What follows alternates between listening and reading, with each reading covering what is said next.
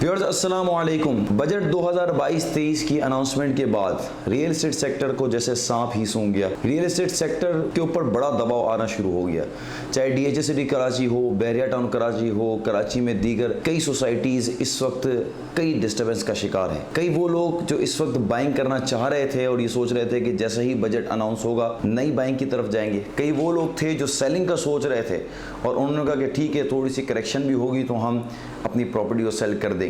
लेकिन चूंकि इस वक्त रियल एस्टेट मार्केट बजट के अनाउंसमेंट के बाद बड़े बहरान का शिकार है, तो कई वो सेलर्स जो इस वक्त प्रॉपर्टी अपनी सेल भी कर रहे थे तो बायर उनको इस वक्त मार्केट में नहीं मिल रहा। बैरिया टाउन कराची तकरीबन 2 दिन पहले वहां पर पता चला कि सिर्फ एक ही ट्रांसफर हुआ। DHA सिटी कराची जो अपनी एवरेज ट्रांसफर पे वो आज भी 10 के एवरेज ट्रांसफर पे खड़ा है। लेकिन ओवरऑल मुल्क पाकिस्तान में जो रियल एस्टेट सेक्टर पे बजट 2022-23 के प्रपोजल्स में जो अनाउंसमेंट की, जो नए टैक्स की तरफ लेके गए, वो टैक्स बहुत ही खतरनाक साबित होने लगा। अभी इसकी फाइनल अप्रूवल तो नहीं हुई है, हो सकता है इसमें कोई फ्लेक्सिबिलिटी जरूर निकाली जाए। लेकिन इस वक्त चाहे रियल एस्टेट सेक्टर हो, चाहे दूसरे सेक्टर्स हों, पाकिस्तान के इस वक्त हाई इन्फ्लेशन रेट की वजह से इस वक्त रियल एस्टेट सेक्टर हो और या कोई ऐसे सेक्टर हो कि जो बिजनेस सेक्टर हो, इस वक्त कई जगह डिस्टर्बेंस का शिकार है। मैं आज कुछ पॉइंट्स आपके सामने ज़रूर डिस्कस करना चाहूँगा ताकि हम इस चीज़ों को समराइज़ करते हुए मार्केट की चीज़ों को समझें और ये समझें कि अब मार्केट हमें किस तरफ जाती हुई नज़र आ रही है। रियल एस्टेट सेक्टर में सबसे पहले हम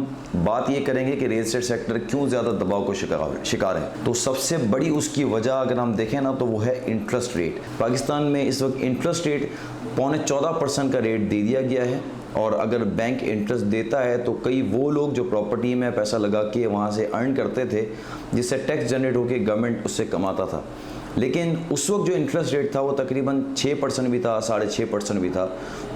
उसको बढ़ाकर तकरीबन 100% बढ़ाकर जो है वो तकरीबन 14.25% की तरफ लेके चले गए। और कई वो लोग जो इंटरेस्ट लेना अपने लिए बेहतर समझते थे और सूद का काम करते थे, उन्होंने प्रॉपर्टी से अमाउंट को विड्रॉ करके इंटरेस्ट में अपना पैसा लगाना शुरू कर दिया। ये बहुत बड़ी वजह है कि जो रियल एस्टेट सेक्टर जो है वो वापस अपने बैक साइड की तरफ आना शुरू हो गया।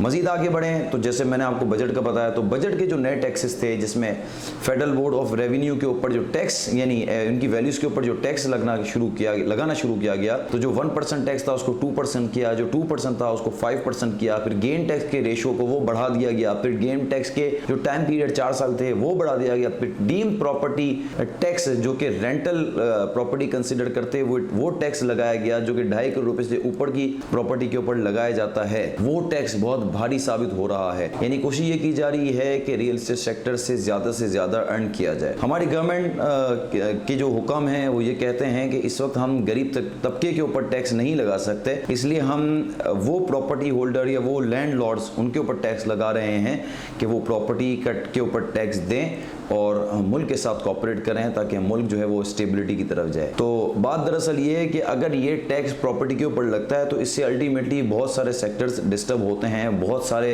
जो वो एजेंट्स जो इस वक्त अपने कमीशन के ऊपर काम कर रहे होते हैं, जिसकी वजह से कई जो है वो सर्कल घूम रहा होता है, वो सर्कल पूरा डिस्टर्ब हो जाएगा। रिसेंटली आपने भी सुना होगा कि 60 लाख लोगों को 2,000 रुपये जो है वो दिए जा रहे हैं। तो अगर ये 60 लाख लोगों को 2,000 रुपये दिए जा रहे हैं तो बेहतर ये था कि पेट्रोलियम प्राइस पे सब्सिडी दी जाती। तो जो इम्पैक्ट पेट्रोलियम प्राइस की वजह से इन्फ्लेशन रेट के ऊपर पड़ गया, ये बहुत बड़ा ही नेगेटिव इम्पैक्ट था। और आज इस पेट्रोलियम प्राइस की वजह से शायद अगले 2 या 3 साल के बाद पाकिस्तान एक अलग जगह पर खड़ा और महंगाई का तूफान है, उससे कई लोग डिस्टर्ब होकर जो है वो एक तरफ चले जाए। अगले पॉइंट की तरफ अगर हम आते हैं, जैसा मैंने पेट्रोलियम प्राइस डिस्कस किया, तो जो पेट्रोलियम प्राइस का झटका अब तक 84 रुपए का या 86 रुपए का लग चुका है, ये कोई एक आम मामूली बात नहीं है। इस परसेंटेज के बढ़ने की वजह से, जैसा मैंने इससे पहले भी प्रेडिक्ट किया था कि इन्फ्लेशन रेट तकरीबन 30% इंक्रीज हो सकता है, वही चीज सामने नजर आ रही है और इन्फ्लेशन रेट बहुत तेजी से आगे निकल गया। हर चीज महंगी हो गई है। इन्फ्लेशन रेट के बढ़ने की वजह से लोगों की जो इनकम थी वो महदूद होना शुरू हो गई और जो एक्सपेंसेस है वो बढ़ना शुरू हो गए, जिसकी वजह से इस वक्त मुल्क पाकिस्तान बड़ा ही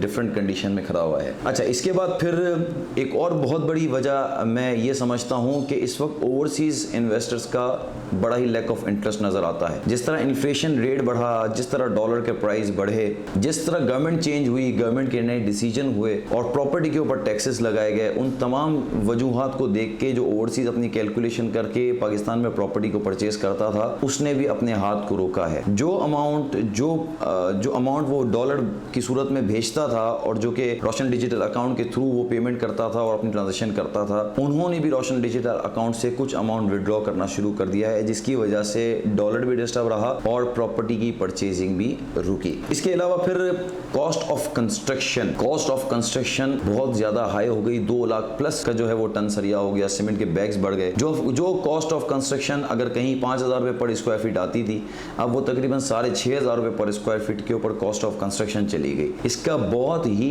इम्पैक्ट पड़ेगा प्रॉपर्टीज के ऊपर। हाँ, अगर हम कंस्ट्रक्टेड प्रॉपर्टी देखें तो जो कंस्ट्रक्टेड प्रॉपर्टी इस वक्त यानी खरीदी है, उसकी डिमांड तो बढ़ गई है, लेकिन अकॉर्डिंगली उसका बायर नहीं है। तो इस वजह से, क्योंकि अब वो अगर कोई प्रॉफिट टेकिंग कर भी लेता है, अगर जिसने पुराना घर बनाया हुआ भी है, तो नया बायर ना मिलने की वजह से वो डिस्टर्ब है। सेलिंग प्राइस तो उसने बढ़ा दिया, लेकिन नया बायर मिलना वो वहां पर इसको डिस्टर्ब कर रहा है। मैं ये समझता हूँ जो इस वक्त चीजें नजर आ रही हैं, अगर इसको रोका ना गया और लेवल पे नहीं लाया गया, अगर कोई फ्लेक्सिबिलिटी नहीं दिखाई गई बजट के अनाउंसमेंट के बाद, या इस इन्फ्लेशन को ना रोका गया, तो इसको हाई कॉस्ट ऑफ कंस्ट्रक्शन की वजह से वो बिल्डर्स जो इंस्टॉलमेंट पे प्रोडक्ट या प्रॉपर्टी सेल करते थे, वो शायद 2 या 3 साल के बाद कई वो बिल्डर्स जो कि इनिशियल स्टेज पे जिन्होंने स्टार्ट किया था, वो हो सकता है कि डिफॉल्टर की तरफ चले जाए। ये वो चीज़ आपको बता रहा हूँ जो कि समझी जा रही हैं, जो सामने नजर आ रही हैं। आगे हम बात करते हैं अगर इस्लामिक मंथ चूँकि पाकिस्तान में इसका बड़ा इम्पैक्ट पड़ता है,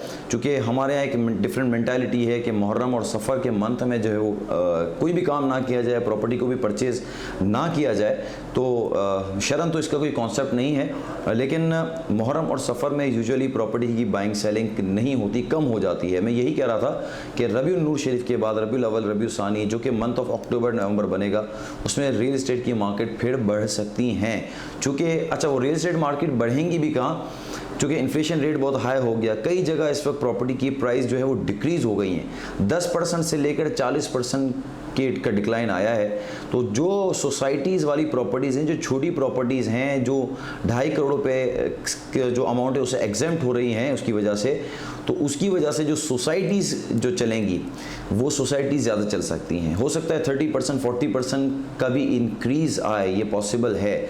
लेकिन चूँकि इस्लामिक मंथ मुहर्रम और सफ़र, इसमें बहुत ज़्यादा इन्वेस्टमेंट नहीं आती है, बहुत एंड यूज़र बाइंग करते हैं और उसमें एक बहुत बड़ी तादाद ओवरसीज़ की होती है, ओवरसीज़ भी इस वक्त रुका हुआ है। तो अक्टूबर और नवंबर में रियल एस्टेट की मार्केट मुझे एक मरतबा फिर बेहतर होती हुई नज़र आ रही हैं, बशर्त ये कि इस वक्त गवर्नमेंट को कोई ना कोई फ्लेक्सिबिलिटी लाने की बहुत ज़्यादा ज़रूरत है।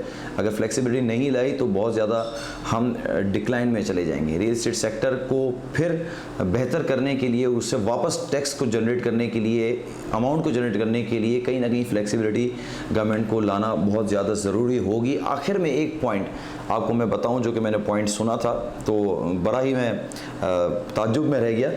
Pakistan was 70% richer than Bangladesh in 1971 and today Bangladesh 45% richer than Pakistan।